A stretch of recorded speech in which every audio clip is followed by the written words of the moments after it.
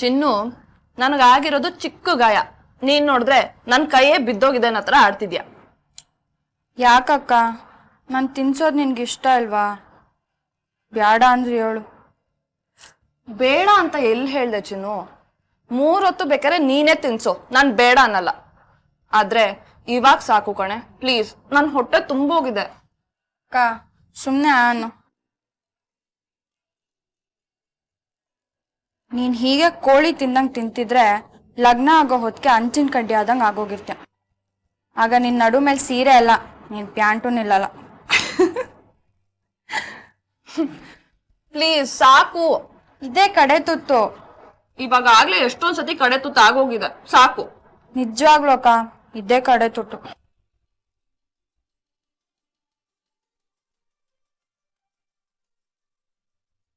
ಚಿನ್ನು, ನೀನೇನಾದ್ರೂ ಹುಡುಗಾಗಿ ಹುಟ್ಟಿದಿದ್ರೆ ನನ್ ರಾಜ್ಕುಮಾರನ್ನ ಮೂಲಲ್ಲಿ ಬಿಸಾಕ್ಬಿಟ್ಟು ನಿನ್ನೇ ಮದ್ವೆ ಆಗ್ತಿದ್ದೆ.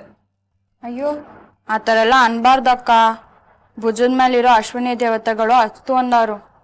ಆಗ ನೀನ್ ರಾಜ್ಕುಮಾರ ಬಿಟ್ಟಣ ನನ್ನ ಒದ್ದು ಮನೆಯಿಂದ ಹೊರಗಡೆ ಹಾಕ್ಬಿಡ್ತಾನೆ. ಐ, ನನ್ ರಾಜ್ಕುಮಾರ. ಹಾಗಿದ್ರೆ ನಿನ್ ರಾಜ್ಕುಮಾರಂಗೆ 100 ವರ್ಷ ಆಯಸ್ಸು. ಮಾತಾಡು. ಹಲೋ. ಹಾಯ್ ಸ್ವೀಟ್ ಆರ್ಟ್, ಹೇಗಿದ್ಯಾ? ಏನ್ ಮಾಡ್ತಾ ಇದೀಯಾ? ಏನು ಮಾಡ್ತಿಲ್ಲ, ಸುಮ್ಮನೆ ಕೂತಿದ್ದೀನಿ. ಏನು ಇಷ್ಟು ಬೇಗ ಫೋನ್ ಮಾಡ್ಬಿಟ್ಟಿದ್ಯಾ? ರಾತ್ರಿ ಎಲ್ಲ ಕನ್ಸಲ್ ಕಾಡ್ದೆ, ಬೆಳಗಾಗಿದ್ದು ಕಣ್ಬಿಟ್ರು ನಿನ್ನ ನೆನಪುಗಳೇ ಸುತ್ತಮುತ್ತ ಓಡಾಡ್ತಿದೆ. ಓಹೋ, ಏನ್ ಸಾಹೇಬ್ರು ಬೆಳಗ್ಗೆನೆ ರೊಮ್ಯಾಂಟಿಕ್ ಆಗಿ ಮಾತಾಡ್ತಾ ಇದೀರಲ್ಲ. ಸುತ್ತಮುತ್ತ ತಂಗಾಳಿ ಬೀಸ್ತಿದ್ಯಾ? ಗಿಡದಲ್ಲಿ ಹೂ ಅರಳಿ ನಿಂತಿದ್ಯಾ? I am really missing you Shruti. ಯಾಕೆ, ನೀನನ್ನ ಮಿಸ್ ಮಾಡ್ಕೋತಾ ಇಲ್ವಾ? ನಾನಾ ನಿನ್ನನ್ನ ಮಿಸ್ ಮಾಡ್ಕೊಳದ? ಚಾನ್ಸೇ ಇಲ್ಲ. ನನ್ ಚಿನ್ನು ನಂಗೆ ಊಟ ಮಾಡಿಸ್ತಾಳೆ, ನಾನು ಅವಳ ಜೊತೆ ಆರಾಮಾಗಿ ಆಟಾಡ್ಕೊಂಡಿದ್ದೀನಿ. ಅಕ್ಕ ಪ್ಲೀಸ್, ಅವ್ರನ್ನ ಯಾಕೆ ರೇಗಿಸ್ತಿದ್ಯಾ? ಏನಮ್ಮ ಅದು? 3 ಹೊತ್ತು ಯಾವಾಗಲೂ ಚಿನ್ನು ಚಿನ್ನು ಚಿನ್ನು ಅಂತ ಇರ್ತೀಯಾ? ನೀನ್ ಮದ್ವೆ ಆಗ್ತಿರೋದು ನನ್ನನ್ನು ಅಥವಾ ಅವಳನ್ನು? ಇತ್ತೀಚೆಗೆ ನನ್ಗದೇ ಕನ್ಫ್ಯೂಷನ್.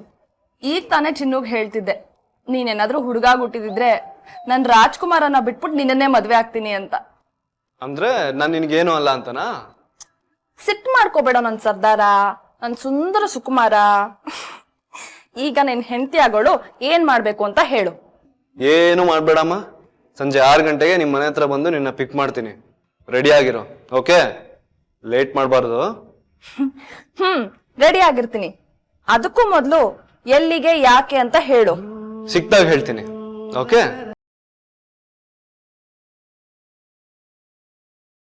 ಅಬ್ಬಾ, ಇಷ್ಟು ದಿನ ಸಿಗಾಕೊಂಡಿದ್ ರಗಳೆಯಿಂದ ನಾನು ಪ್ರೀತಿಸಿದ ಹುಡುಗಿ ಜೊತೆ ನೆಮ್ಮದಿಯಾಗಿ ಮಾತು ಆಡಕ್ಕಾಗಿರ್ಲಿಲ್ಲ, ಸಿಗಾಕೂ ಆಗಿರ್ಲಿಲ್ಲ.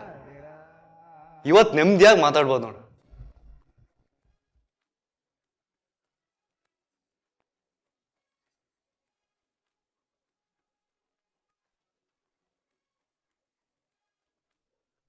ಹಲೋ, ನಾನು ಚಂದನ್ ಮಾತಾಡ್ತಿರೋದು. ಹೋಟೆಲ್ ಮ್ಯಾನೇಜರ್ ಇದ್ದಾರಾ?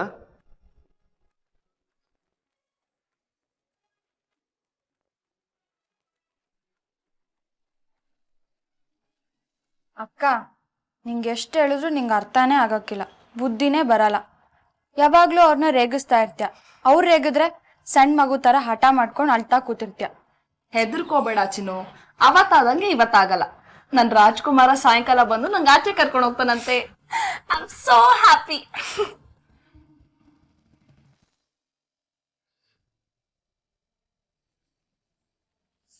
ಏನ್ ಯೋಚನೆ ಮಾಡ್ತಿದ್ಯಾ ಮನೋಜ್?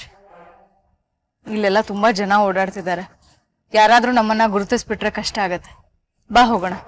ಜಗತ್ತಿನ ಯಾವುದೇ ಮೂಲೆಗೆ ಹೋದ್ರೂ ಜನ ಇದ್ದೇ ಇರ್ತಾರೆ ಕುಮುದ. ನೀನ್ ಯಾಕೆ ಇಷ್ಟೊಂದು ಹೆದರ್ಕೋತಾ ಇದೀಯಾ? ಹೋಟೆಲ್ಗೆ ಹೋದ್ರೆ ಅಲ್ಲೂ ಜನ ಇದ್ದೇ ಇರ್ತಾರೆ. ಮದುವೆ ಆಗಿ 5 ವರ್ಷ ಆಯ್ತು. ಇನ್ನು ನಾವು ಸಂಸಾರ ಮಾಡೋದು ಯಾವಾಗ? ಇನ್ನು ಎಷ್ಟು ದಿನ ಈ ತರ ಕಾಯೋದು? ನೀನು ನಿಮ್ಮ ಅಪ್ಪನ ಮನೇಲಿ ಇನ್ನು ಎಷ್ಟು ದಿನ ಇರ್ಬೇಕು ಅಂತಿದೀಯಾ? ಮೊದ್ಲು ಅಲ್ಲಿಂದ ಹೊರಗಡೆ ಬಾ. ಸರಿ ಮನೋಜ್, ನೀನ್ ಹೇಳ್ದೆ ಅಂತ ಗಂಟು ಮೂಟೆ ಎಲ್ಲ ಕಟ್ಕೊಂಡು ನಾಳೆನೆ ನಮ್ಮ ಅಪ್ಪನ ಮನೆಯಿಂದ ಮನೆ ಬಿಟ್ಟು ಬಂದ್ಬಿಡ್ತೀನಿ. ನೀನು ನನಗೋಸ್ಕರ ಇದೇ ರೀತಿ ಬೀದಿನಲ್ಲಿ ಕಾಯ್ತಾ ಇರ್ತೀಯ. ನಾನ್ ಬಂದು ನಿನ್ ಜೊತೆ ಬೀದಿನಲ್ಲೇ ಸಂಸಾರ ಮಾಡ್ತೀನಿ. ಅಲ್ವಾ? ಈಗ ತಾನೇ ಜೈಲಿಂದ ಬಂದಿದ್ಯಾ, ಮೊದಲು ಒಂದು ಕೆಲಸ ಹುಡುಕೋ. ಈ ಸಿಟಿನಲ್ಲಿ ಕೆಲಸ ಸಿಗೋದು ಅಷ್ಟೊಂದು ಸುಲಭ ಅನ್ಕೊಂಡಿದ್ಯಾ? ಒಂದ್ ವೇಳೆ ಕೆಲಸ ಸಿಕ್ಕಿದ್ರು ಸಂಬಳ ಎಷ್ಟಿರಬಹುದು ಮನೋಜ್? ಒಂದು 10,000, 20,000? 20,000ದಲ್ಲಿ ಸಿಟಿನಲ್ಲಿ ನೆಮ್ಮದಿಯಾಗಿ ಬದುಕಬಹುದು ಅನ್ಕೊಂಡಿದ್ಯಾ? ಹೊಟ್ಟೆಗಿದ್ರೆ ಬಟ್ಟೆಗಿರಲ್ಲ, ಬಟ್ಟೆಗಿದ್ರೆ ಹೊಟ್ಟೆಗಿರಲ್ಲ. ನನಗೆ ಹಾಗೆ ಬದುಕೋಕ್ ಇಷ್ಟ ಇಲ್ಲ ಮನೋಜ್. ಬದುಕಿದ್ರೆ ಬೇರೆಯವರ ಕಣ್ಣು ಕುಕ್ಕೋ ಹಾಗೆ ಬದುಕಬೇಕು, ರಾಣಿ ಹಾಗೆ ಬದುಕಬೇಕು ನಾನು. ಅದೇ ನನ್ನ ಕನಸು. ಈ ರೀತಿ ಬೀದಿನಲ್ಲಿ ನಿಂತ್ಕೊಂಡು ಮನೆ ಬಿಟ್ಟು ಬಂದ್ಬಿಡು, ಸಂಸಾರ ಮಾಡೋಣ ಅಂತ ಕರೆದ್ರೆ ಯಾವ ಹುಡುಗಿ ತಾನೇ ಬರ್ತಾಳೆ ಮನೋಜ್?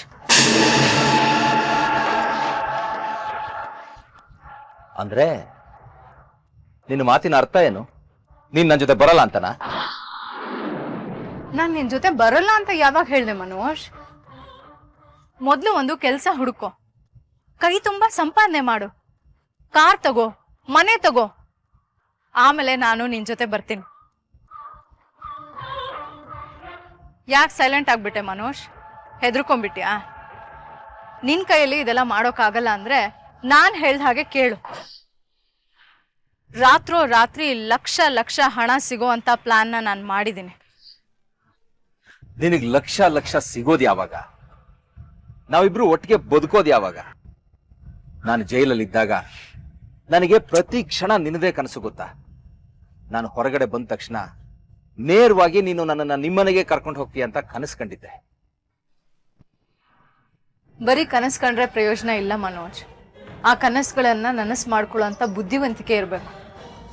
ಇಷ್ಟು ದಿನನೇ ಕಾದಿದೀವಂತೆ, ಇನ್ನು ಸ್ವಲ್ಪ ದಿನ ಕಾದ್ರೆ ಏನಾಗತ್ತೆ? ಅದೇ ಎಷ್ಟು ದಿನ ಕುಮುದ? ಚಂದನ್ ಮದ್ವೆ ಆಗೋವರೆಗೂ ವಿಧಿ ಇಲ್ದೆ ನಾವು ಕಾಯ್ಲೇಬೇಕು ಮನೋಜ್. ಚಂದನ್ ಶ್ರುತಿನ ಮದ್ವೆ ಆದ್ಮೇಲೆ ಈ ಕುಮುದ ಕೋಟ್ಯಾಧಿಪತಿ ಆಟನ ಶುರು ಮಾಡ್ತಾಳೆ. ಈಗಾಗ್ಲೇ ಅದಕ್ಕೆ ಅಡಿಪಾಯ ಹಾಕಿದ್ದೀನಿ. ಅದ್ರ ಮೇಲೆ ಕಟ್ಟಡ ಕಟ್ಟೋದಷ್ಟೇ ಬಾಕಿ. ಆದ್ರೆ ಅಂದ್ರೆ ಬೇರೆ ಏನಾದ್ರೂ ಸಮಸ್ಯೆ ಇದೆಯಾ? ಇದೇ ಮನೋಜ್, ನಮ್ ಮನೆಗೆ ಒಂದು ವಿಷದ ಹಾವು ಸೇರ್ಕೊಂಡಿದೆ. ಅದೇ ರಂಜಿತ್ ಅಂತ ಹೇಳದ್ನಲ್ಲ, ನನ್ ತಂಗಿ ಗಂಡ, ಅವನು ಅನಗತ್ಯವಾಗಿ ನನ್ನ ಕಂಪ್ನಿ ವಿಚಾರದಲ್ಲಿ, ನನ್ನ ಮದುವೆ ವಿಚಾರದಲ್ಲಿ ತಲೆ ಹಾಕ್ತಾ ಇದ್ದಾನೆ. ದಿನೇ ದಿನೇ ಅವನ್ ತಲೆನೋವು ಜಾಸ್ತಿ ಆಗ್ಬಿಟ್ಟಿದೆ. ಎಲ್ಲಿ ನನ್ನ ಪ್ಲಾನ್ನೆಲ್ಲ ಉಲ್ಟಾ ಮಾಡ್ಬಿಡ್ತಾನೋ ಅಂತ ನಂಗೆ ಭಯ ಆಗ್ತಾ ಇದೆ ಮನೋಜ್. ಭಯನ? ಕುಮುದ, ನಿನ್ನ ಬಾಯಿಂದ ಈ ಪದನ ನಾನು ಕನಸಲ್ಲೂ ಯೋಚನೆ ಮಾಡಿರ್ಲಿಲ್ಲ. ನಾನಿರ್ಬೇಕಾದ್ರೆ ನಿನಗೆ ಯಾಕೆ ಭಯ? ಬೇಕಾದ್ರೆ ಈಗ್ಲೂ ಹೇಳು, ಆ ಹಾವನ್ನ ಸಾವಿನ ಕಾಡಲ್ಲಿ ಬಿಟ್ಟು ಬರ್ತೀನಿ. ಜೈಲಲ್ಲಿ ಇದ್ ಬಂದ್ರು ನಿನ್ಗಿನ್ನೂ ಬುದ್ಧಿ ಬರ್ಲಿಲ್ಲ ಅಲ್ಲ? ಮತ್ತೆ ಜೈಲ್ಗೆ ಹೋಗಿ ನನ್ನ ಹತ್ರ ಎಷ್ಟು ಲಕ್ಷ ಖರ್ಚು ಮಾಡಿಸ್ಬೇಕು ಅಂತ ಇದ್ಯಾ? ಬರೀ ಹೊಡಿಯೋದು ಬಡಿಯೋದು, ಇದು ಬಿಟ್ರೆ ನಿನ್ಗೆ ಬೇರೆ ಯೋಚನೆ ಬರಲ್ವಾ? ಸರಿ, ಈಗ ನಿನ್ನ ಯೋಚನೆ ಏನು? ಈಗ ಇಡೀ ಆಸ್ತಿಗೆ ಆ ಚಂದನ್ ವಾರಸುದಾರ. ಅವನು ಶ್ರುತಿನ ಮದುವೆ ಆದ್ರೆ ಇನ್ನೊಬ್ಳು ವಾರಸುದಾರನೇ ಹುಟ್ಕೊಂಡ್ ಹಾಗಾಗಲ್ವಾ? ಅದೇ ಆಗ್ಬೇಕಾಗಿರೋದು ಮನೋಜ್. ನಾನ್ ಮಾಡಿರೋ ಪ್ಲಾನು ಯಾವತ್ತಿಗೂ ಯಾರಿಗೂ ಗೊತ್ತಾಗ್ಬಾರ್ದು. ನನ್ನ ಪ್ಲಾನ್ ಏನು ಅಂತ ನಿನಗೆಲ್ಲ ವಿವರವಾಗಿ ಹೇಳ್ತೀನಿ. ಆದ್ರೆ ಅದಕ್ಕಿಂತ ಮುಂಚೆ ನಾನು ಈ ರೀತಿ ಹೊರಗಡೆ ನಿಂತ್ಕೊಂಡು ಮಾತಾಡ್ತಿದ್ರೆ ನನ್ಗೊಂಥರ ಟೆನ್ಷನ್ ಆಗ್ತಾ ಇದೆ ಮನೋಜ್. ಬಾ, ಯಾವ್ದಾದ್ರು ಹೋಟೆಲ್ ಹೋಗೋಣ. ಸರಿ ನಡಿ. ಬಾ. ಅಕ್ಕ, ನೀವಿಬ್ರು ಎಲ್ಗೋಗ್ತಿದ್ದೀರಾ? ಗೊತ್ತಿಲ್ಲ ಚಿನ್ನು. ನಾನು ಎಲ್ಲಿಗೆ ಅಂತ ಕೇಳಕ್ಕಿಂತ ಮುಂಚೆನೆ ಫೋನ್ ಕಟ್ ಮಾಡ್ಬಿಟ್ಟ. ಅದೇನೋ ಸರ್ಪ್ರೈಸ್ ಅಂತೆ. ಚಿನ್ನು, ಒಂದ್ ಐಡಿಯಾ. ನೀನು ಯಾಕೆ ನಮ್ ಜೊತೆ ಬರ್ಬಾರ್ದು? ಮಜ್ಜಾ ಇರತ್ತೆ. ನನ್ ರಾಜ್ಕುಮಾರನ ನೋಡ್ದಂಗೂ ಆಗತ್ತೆ. ಬಾರೆ. ನಾನ್ ಬರಲ್ಲಪ್ಪ. ಯಾಕಪ್ಪ? ಮನೇಲಿ ಕುತ್ಕೊಂಡು ಮೊಟ್ಟೆ ಇಡ್ತೀನಪ್ಪ. ಹೌದಪ್ಪ, ನಾನು ಮೊಟ್ಟೆ ಇಡ್ತೀನಿ, ನೀನ್ ಬಂದು ಅದಕ್ಕೆ ಕಾವು ಕೊಡಪ್ಪ. ಅಕ್ಕ, ನಂಗೆ ಮನ್ಯಾಗ ತುಂಬಾ ಕೆಲಸ ಅದ. ಅದು ಬೇರೆ ನಾನು ಯಾಕೆ ನಿಮ್ಮಿಬ್ರ ಮಧ್ಯ? ಅದೇನೋ ಹೇಳ್ತಾರಲ್ಲ, ಶಿವ ಪೂಜೆಲಿ ಕರಡಿ ಬಿಟ್ಟಂಗೆ ಹಂಗಾಯ್ತದೆ. ಹೋಗೆ, ನೀನು ಬಂದಿದ್ರೆ ಎಷ್ಟ್ ಚೆನ್ನಾಗಿರ್ತಿತ್ತು ಗೊತ್ತಾ? ಬೇಡಪ್ಪ, ನೀನ್ ಆರಾಮಾಗಿ ಹೋಗಿದ್ ಬಾ. ಅಕ್ಕ, ನೋಡ್ತಾ ಇರು, ನೀನ್ ರಾಜ್ಕುಮಾರನ್ ಜೊತೆಯಾಗಿರ್ಬೇಕಾದ್ರೆ ಈ ಪ್ರಪಂಚನೇ ಮರ್ತ್ಬಿಟ್ಟಿರ್ತೀಯ.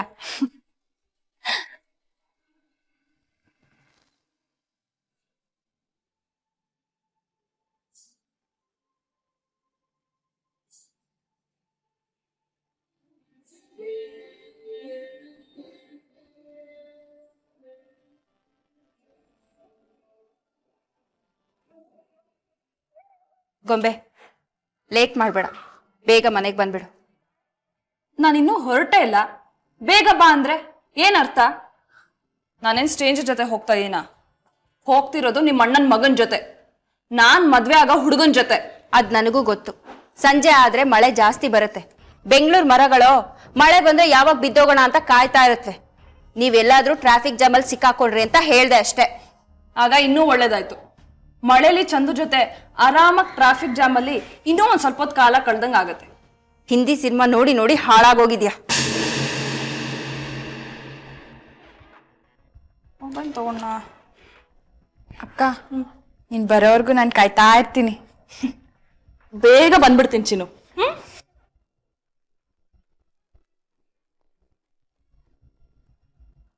6 ಗಂಟೆಗೆ ಬರ್ತೀನಿ ಅಂದೋನು 6:15 ಆದ್ರೂ ಬಂದಿಲ್ಲ. ಯಾವಾಗ್ಲೂ ಲೇಟ್ ಲತೀಫ್ ಇವನು.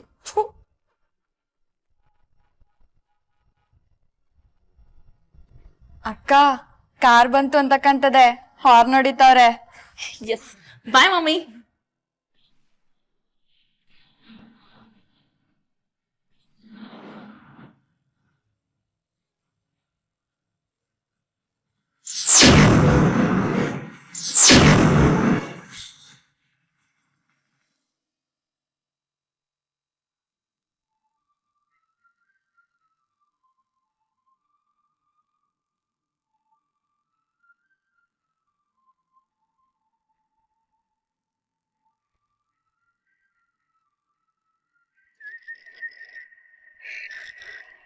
ಹಾಯ್.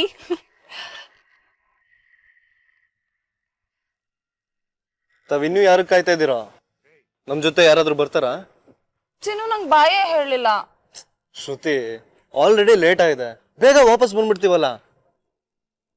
ಹಲೋ, ನಾವೇನ್ ಬೇರೆ ದೇಶಕ್ಕೆ ಹೋಗ್ತಿಲ್ಲ, ಬನ್ನಿ.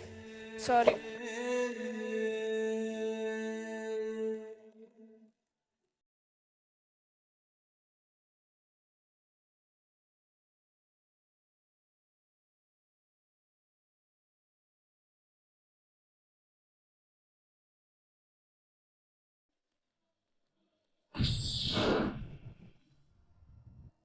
ನೀನ್ ಎಲ್ಲಿಗೆ ಹೋಗ್ತೀಯಾ?